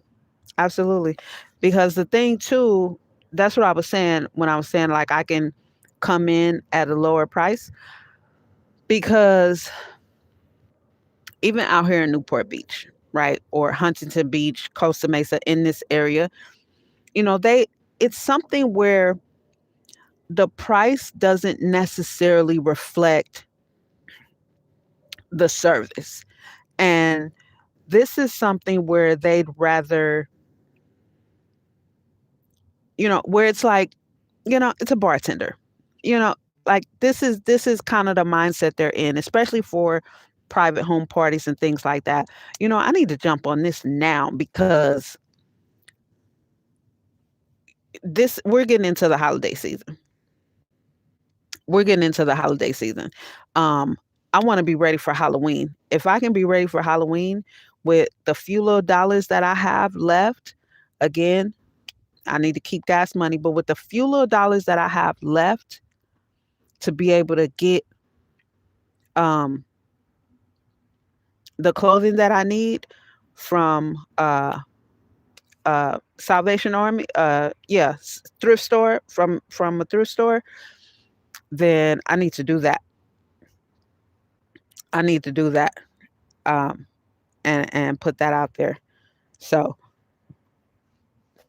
thanks, y'all. I'm definitely going to do that. It's less than $10 to get my RBS certification online. Do that immediately. Get the wardrobe. Take the pictures. It's $5 to post a Craigslist ad, to post myself as, service offered. Definitely make sure post pictures. Um, give myself a fresh shave, unravel my mohawk. You know what I'm saying? Make sure my face is on. Get some flicks, and I'm in there. I'm in there. I think I would pick up, it ain't no think. I would definitely get some business. I would definitely get some hits off that. So I'm gonna do that. Yep. I'm gonna do that. I'm gonna do that. That's why I said I just need to vent. I just need to talk it out. And here, look, come around to this. This is perfect. This is so perfect. So perfect. So perfect. Thanks, y'all. Thanks, y'all. Good looking out. I appreciate y'all. I appreciate y'all so much. Make sure y'all hit that like button. And also, make sure, please, make sure you check out episode 5 of the Van Life Hustle podcast. Okay. If you have not listened to episode 4, go check out episode 4. Episode 5, it's because this is something, like I said, was more so coming from me. This one isn't the interview style. This one is, like I said, this one is just like me talking to me and posting it on the podcast site, right? So it is not that. Um, but I do feel like episode 5 is a good one. I like the evolution. I like the evolution. I feel like each one gets better. I do like the sound quality of this one. It sounds good. I use my new microphone. It sounds good. I like how this microphone sounds too, but I don't use this for the podcast. Um, at least not right now. And I'm still learning that. Hey Zeta, what's up? Welcome, welcome, welcome. So yeah, make sure y'all check out the podcast. I'm excited. I'm excited for that. I am definitely about to do that. And of course, my co founder will assist me in writing the chef's kiss perfect ad to promote myself, right? And then I have these, like, I just am a mixologist, right? I love mixing up drinks. You know what? You know what? It's unfortunate that I didn't take any pictures of myself behind the bar, or was I at the bar? But I got some pictures. I found the pictures of myself from when I did this that sparked the whole idea. When I had my cleaning business, but I was the bartender for Eve. She's the girlfriend of my client, the one I was just telling you guys about, that had the big house and she did cybersecurity. So her birthday is around Halloween. And so she threw this big party. So I was the bartender, and I have my pictures from that. So maybe I can pull up one of them too to post, because I think some of them I was like leaning on the bar, me behind the bar. Anyway, yeah, yeah.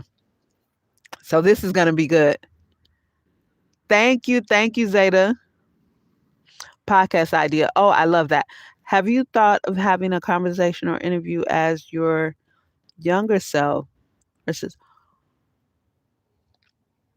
no, no, I haven't. I'm going to flesh that idea out. I like that. I like that a lot. I like that a lot. I like that. Thank you for that. Thank you for that. I will put that in the pipeline. Yeah, I like that. I like that a lot. I like that a lot. I really like that idea. I'm going to put that in the pipeline. Definitely be on the lookout for that coming down. Definitely be on the lookout for that. Yeah. So episode 5 is uploading this. I'm gonna do that one uh, within the first 10 episodes. So within the next 4 episodes, I'm gonna do that. I love that idea. Thank you, Cheryl. That's an amazing idea. hmm And it's right in line with like there's a nice progression. There's a nice flow, um, a cohesion. I feel with the first 4 episodes, and then 5. You guys haven't heard 5, but it's a nice cohesion with how they're flowing, and it's deliberate. I'm doing that deliberately, but I just I see myself already at episode 47, and so I just by then it's going to sound good. Like they're going to sound really good. I'm going to have it dialed in a lot more than where it is right now, but if you know me, then I always say, and I mean it, I love the journey. I love the journey of my life. When it's tough, when I'm all teary-eyed like I was earlier, when I'm overwhelmed, I love every aspect of my journey. It's the journey for me. It's the journey for me. Absolutely. Absolutely. And one thing I love is that, it's I never prayed for it to be easier. I just am thankful that I'm unbreakable. I'm just thankful that I'm unbreakable. And that's what I prayed for, the continued strength and tenacity to keep going and to fight back. Like I told y'all, after every tussle, life know just as well that she then encountered me the same way I know I've encountered her. So, and I appreciate those of you who have been rocking with me over the years.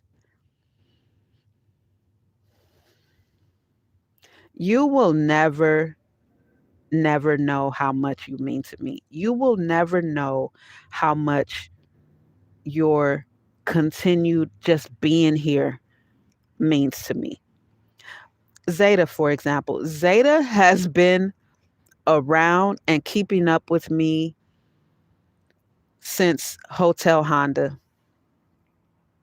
on different d- anytime I create a new a new page or a new channel, Zeta finds me. And every time I see your name, I don't know if you're still here, but every time I see your name, it just warms my heart. The same with James. Some of you may have seen James. James Wild, also been around since Hotel Honda. And I am so grateful just to have human beings in the world that I don't even know the word. I don't even know. I don't even know how to phrase it. It's just amazing to me. Long time. It's just amazing to me. And I appreciate you guys immensely. I appreciate you guys so much. You just don't know. I mean, and Zeta, you've seen me through Hotel Honda, through Motor Club of America, through the insurance company, through getting sick, through uh, Hotel Honda getting stolen, and being in the women's facility, the women's transitional housing after I healed from being sick. Uh, all kind of shit. Working at Jollof King for just all the different shit. All the different shit. My whole journey in Arizona, all the different shit. To even when I first got here to California, being at the what is it called? The Union Rescue Mission, going live downtown LA. Sh- It's been a wild ride. It's been a wild ride. And that's what I love about my life. Like it's full of adventure and experiences and uncertainty. It's full of falls and me getting back up and getting back up higher and falling fucking hard as hell, but getting back up to higher points than I was before, falling splat hard as fuck again. Like it's just, and this is life with no safety net, man. This is life with no, that's just what it is, you know? It's just, I'm walking a tightrope. And as long as, you know, God keeps putting breath in my lungs, it doesn't matter how hard I fall. I'm capable of getting back up because I'm clearly capable of handling the fall. I'm not Humpty Dumpty. You know what I mean? Like I'm unbreakable. I'm unbreakable. And that's just period. That's just on period. I'm unbreakable and I know that I'm unbreakable,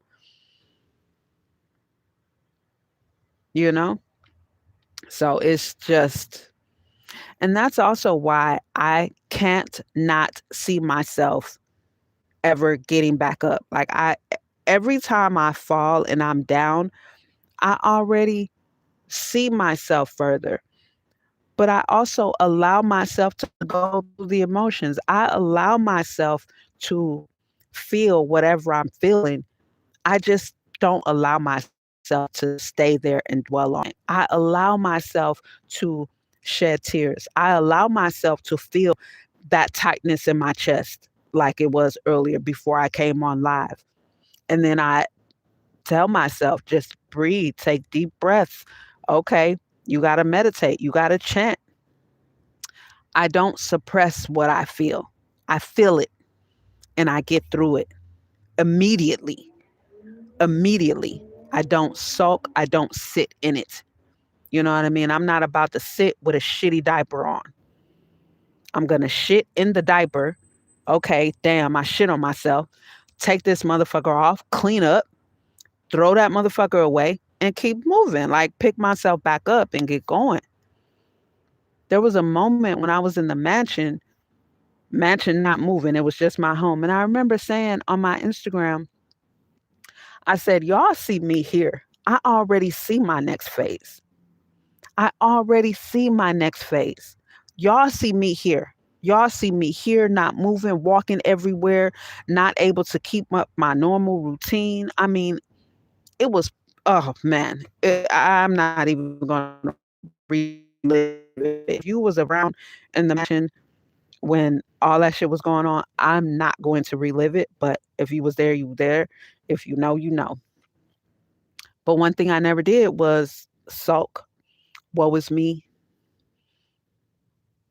You know, it's just, it is. I sat for 7 months now.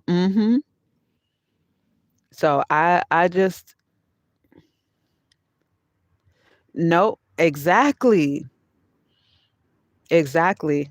Giving up is, it's just not an option. It's just not an option for me. To me, that feels like death. the thought of giving up, the thought of just throwing in the towel, that gives me heart palpitations, and I'm not even exaggerating. The thought of that gives me heart palpitations. Mm-mm. Always, because it's just, you know, life is beautiful. Life is beautiful, whether it's through my tears. The fact that I can control this and get myself back on track, what's more beautiful than that? What is more beautiful than that? You know what I mean? I can choose to be the predator or the prey, and I'm always going to choose to be the predator. I'm not a gazelle. I'm not a gazelle. You know what I mean? I'm not the fucking prey. That's just it. That's just it. So the fact that as a human being, I can choose to be the predator or the prey, come on now. Insert that Tony Yayo meme. Insert that right there. Like the fact that I can choose to be the predator or the prey, why the fuck would I choose to just run for my life? No, motherfucker, I'm going to chase the kill. Okay? I'm going to chase the kill. I'm not running from anything. I'm running to exactly what the fuck's out there for me, period. And when it's time to sit still and use that same power to bring it to me, that's what I do. That's what I do. Because I also understand that the physical cannot move the supernatural. I also understand that. The physical cannot move the supernatural. So when it's time to sit still and bring it, like I said at the time, nothing I could have done in the physical world was going to bring about Le Chateau. Nothing I could have done in the physical world outside of what I did was stayed faithful to my belief. When I told y'all, those who were around then and on my Instagram stories and on Instagram, that I already see myself in my next, when I had that vision of my hand on a thick gray steering wheel and shit in the mansion only got worse after that, when I saw that vision, like I trust my visions. I've been getting them since I was 5. I trust my vision. When I saw that, I said, "Oh, okay. Okay, it's already done." I remember somebody asking me if I, what's the word? If I had not allocated, I can't remember, but somebody asked me assigned if I had assigned a new van for myself because I was talking about that and I was talking about, manifestation and assigning what you want to yourself and literally living and believing as if it's already here. And someone asked me that on my Instagram and I said, "Yeah." And it's so interesting because the only thing I was doing, I wasn't working towards this because I didn't know what this was. I did so many things when I found out how much the first quote I got to get all the oil leaks fixed in the mansion, and I started fucking hustling backwards, which got me absolutely nowhere. And again, this goes back to the physical cannot move the supernatural. Like that got me absolutely nowhere. Okay. When this came about, it was such a shock and a surprise to me and to many people watching. To many people watching, because, and I remember saying, nothing I could have done in the physical was going to bring this about. Nothing. And then when I saw my steering wheel, that thick gray steering wheel, I said, oh shit. See, God knows best. But my action, my works was to stay faithful to my belief. Stay faithful to the fact that I believe that something is coming. I believe that that thick gray steering wheel is in my future. I believe that a better mobile home is coming. And like I said, things got worse. Things got worse in the mansion. It wasn't just like, oh, things got better. Things got worse. Even outside, I lost my wallet. Even when God told me twice to go back. And I remember posting this on the story, and I had to suck up my tears quickly. I even acknowledged that on the story. Look, I got to, because I recognized that I was disobedient. God told me twice to go back when I was still able to make a U turn and turn back and go to where I had just left. God told me twice to go back because I left my wallet. And I knowingly disobeyed because, and I even said this on live, I felt like I could handle the consequences. Baby, when I tell you, them motherfucking consequences got deeper than I expected. Whoo, shit got baby. That was an ass whooping like no other. I'm telling you, that was an ass whooping, and that ass whooping snowballed something fierce. That snowballed something fierce. And even within that, I had grace because my virtual address, it had been, I I thought I could have sworn that I had bought it for 2 years. I'd only purchased it for one, but it had been expired for 2 months by the time they stopped, when they started sending my mail back. But all that, I was walking, that was 3 miles from where I was. I was walking to pick up my mail. I lost my wallet. All like I'm doing all kind of uh, uh, tricks to access my money. Shit got dark.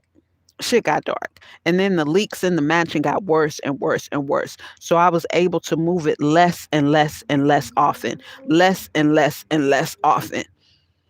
Yeah. It just, it did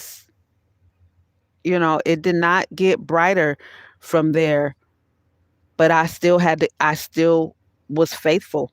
I still believed that it doesn't matter. Like, here's what I know: we will be tested. Your faith will be tested.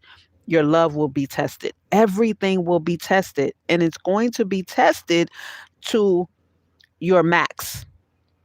It's going to be tested to your max. And everything my whole life that I've always prayed for, uh, strength, courage, resilience, tenacity. Why the fuck would I have had an easy life? The things that I'm praying for does not come with an easy life. You know what I mean? Because an easy life doesn't create a resilient being. An easy life doesn't create a tenacious being.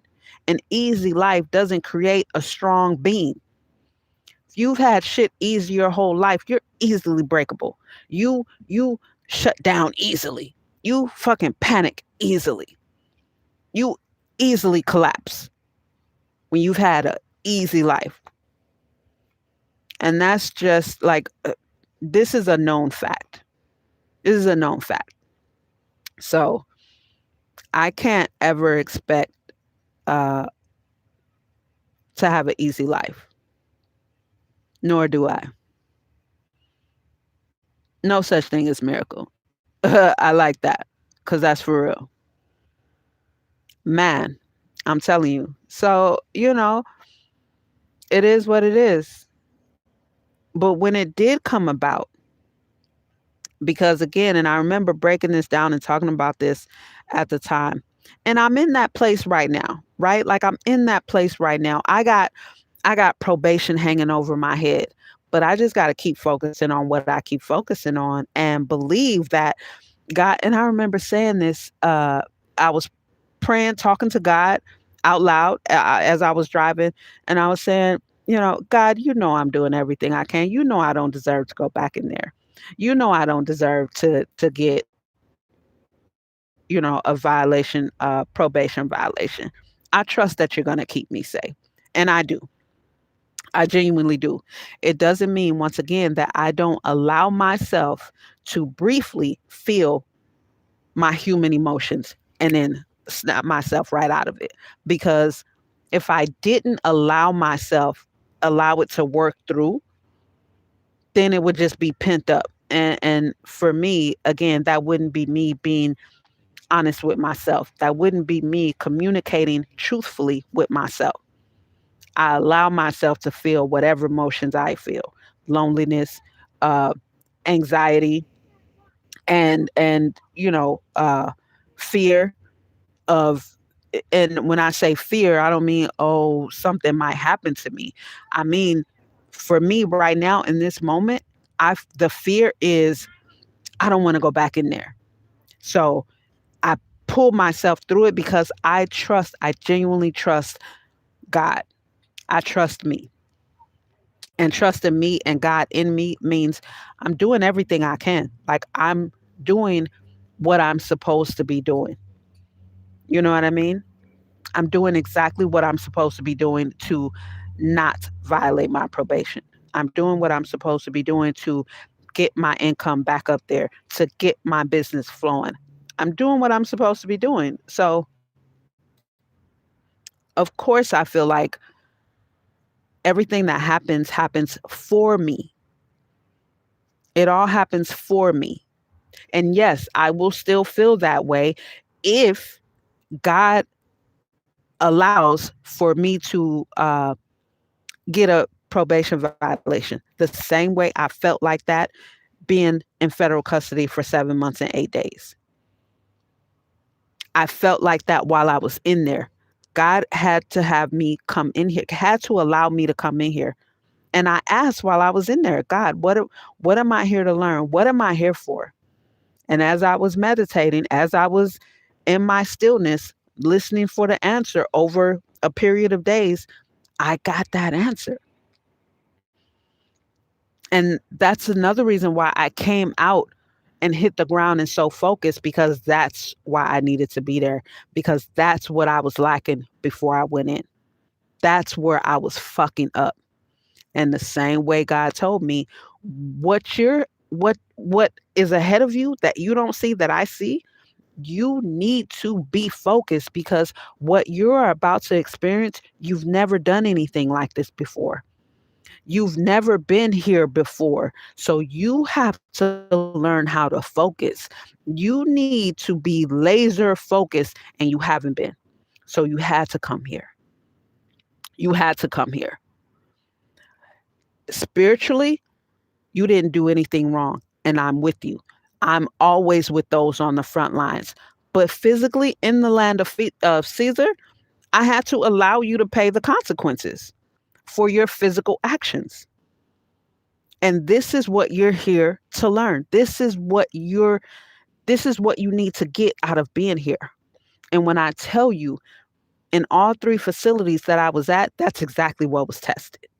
Exactly where I had to that focus. And I know that I wasn't, like, before the whole year on pretrial, and then the year before that, I was so unfocused. What I mean is I was still doing the things, but everything annoyed me. The noise in Newport Beach, the planes, the motherfuckers, the everything. And it didn't just annoy me, but I spoke on it. I acknowledged it. That's not focus. That's not focus right there. You know what I mean?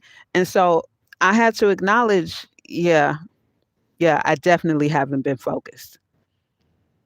And it was easy for me to acknowledge because I have been focused in my life. So it's like when you are disciplined and you know you're disciplined, it's easy to recognize when you're being undisciplined. Easy. because especially if you're accustomed to being disciplined, soon as you have moments of where you're being undisciplined, you can call yourself on the carpet because you know what you look like being disciplined. So I know how I am when I'm focused, and I'm accustomed to being focused through whatever. Because again, goes back to that not easy life that I've had. So, oh, excuse me, y'all. So I had to, I had to do it. And even when I was there, I still felt like this happened for me. And when I tell y'all some of the books that God sent my way that made sure was there for me in every facility, I was just like, one of my favorite books, which when I first listened to the audiobook, it explained a lot about me, right? It helped me learn a lot more about me as a clairvoyant, as a seer, and it's called The Alchemist, right? And so I know that book by heart. But at every facility, no, not the second one, at the first one where I self surrendered, Santa Ana, and then at the last facility I was at in Washington, SeaTac, both of those places had the book. The last place I was at, it came back with me. So now I have the physical copy of The Alchemist. There was another book, The Code to Funding or something like that. This was also at the last facility. One of my former bunkies had brought it to me. And when she brought it to me, she said, when I saw it, I was just like, this looks like a Shalonda book. And it absolutely is. I read it when I was in there already. And it's just about getting funding, all the different levels and different things of getting funding as a startup. That book is right here with me now.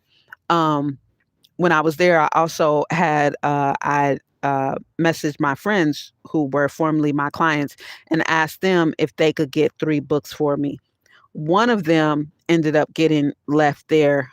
Thankfully, it was the least expensive one and the one that I also know like the back of my hand, The Richest Man in Babylon. But anyway, those books at every single facility, there was someone there that spoke French that was willing to help me and with my French and talk to me in French. That was dope. Like, I just felt like I always feel like everything happens for me and not to me. And going to MDCLA, God made sure I was taken care of. God made sure I was taken care of. Money, I mean, and I'm talking about I had no access to anybody. I didn't talk on the phone not one time. I didn't get any visitors. I wasn't writing letters. I wasn't receiving letters. But God worked it out to where while I was in there, I was able to make some money. And on top of that, I was able to be the barber. But that's not what I'm talking about, right? Like I was able to make money while I was in there and enough money to where I came out with some money. Not as much as I would have had I stayed there. But once I got sent to Washington, um, nobody had any money in there. So my money kind of started going down on commissary. But anyway, God looked out for me the whole way, the entire way. So no matter what it is, I feel like everything happens for me because it's my duty to look for the silver lining in every experience. It's on me to look for the silver lining in everything, in everything. Things don't happen by happenstance, and I don't believe in coincidences. Never have. Never have, even as a teenager. Everything happens divinely for a reason, whether we like it or not. So that's what it is. Um, so yeah, I appreciate y'all. I don't think I've ever been live this long, but I'm about to um get started, see what kind of study I need to do for my RBS certification. When I tell y'all I'm getting on this immediately, I'm getting on this immediately. Inshallah, tomorrow I'm going to go and see about getting black. pants, but I want to try and find all three of what I need: the black pants, the black shirt, and black shoes for under $20. Like I really don't have any money for that, but I know I need it. I need something because I don't have anything. So if I can find it for under $20, that would, God, let me get all three of these things for under $20. Okay. And yeah, yeah, I'm gonna get on that. I wanna shit, it's the 20th. It's the 20th. Yeah, if I damn, Halloween is right around the corner. Either way, we still got November, December, January. So I'm gonna get this up, get this going, and I'll be booking my first something before the end of October. You better believe that. I will definitely have a gig before the end of October as a mobile dry hire bartender. So thanks for hanging out with me, y'all. Make sure you subscribe, please and thank you. I'm trying to reach my goal of 2,000 subscribers by the end of the year. Check out the podcast, uh, Van Life Hustle Podcast. It's on Instagram. It's on here, YouTube. I got a playlist. Also, I'm on Spotify. So if you like to listen to your podcast on Spotify, the Van Life Hustle podcast, you can follow me there. If anybody on here wants their own custom crochet blanket, definitely help your girl out. You can, they're all made to order. You go to vanlifestyle.org, vanlifestylecrochet.org, vanlifestylecrochet.org. You can see my work there. I did recently find some pictures from Instagram of some of the crochet blankets that I made. So I need to put them on there. My crochet work is on there, and I think um, some what are they called? Videos which show the crochet blankets. Anyway, you definitely can get a made to order crochet throw blanket. That's on there. And also, just so you can see what Host Mode Events is, go to my new company website, business website, hostmodeevents.com. Is the link to Host Mode Events in my website? I mean, in my bio. Check my bio. I got links in there. Also, hold on.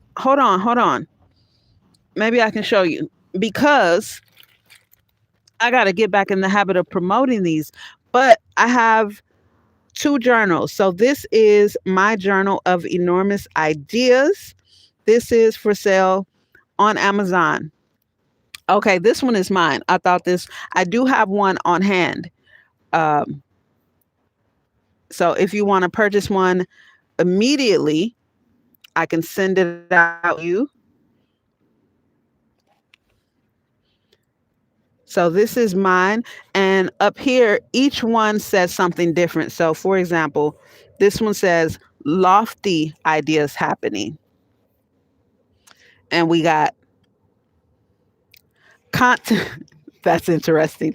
Content creation ideas happening. Charming ideas happening. So it's 180 pages. Every page says something different. Audacious ideas happening. Provocative ideas happening. So this is my journal of enormous ideas available on Amazon. The link is in my description. A I also have a 6-month daily gratitude journal. Let me get it for you. Let me show you. The link again is in my bio. I have one of these too, but this one,